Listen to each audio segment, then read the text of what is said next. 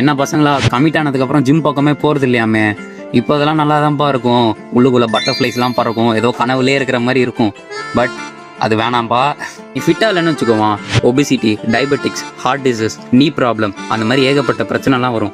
அது மட்டும் இல்லைப்பா, உன் உடம்புல இம்யூனிட்டியே இருக்காது. எந்த ஒரு பாக்டீரியல் இன்ஃபெக்ஷன் வந்தாலும் அது உனக்கு தான் ஃபஸ்ட்டு வரும். இதெல்லாம் உனக்கு தேவையா?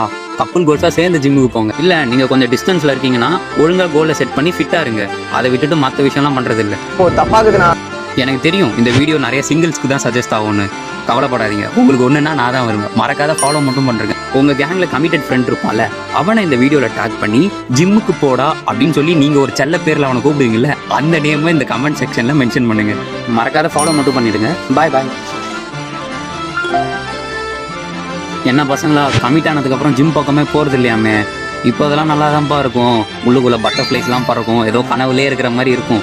பட் அது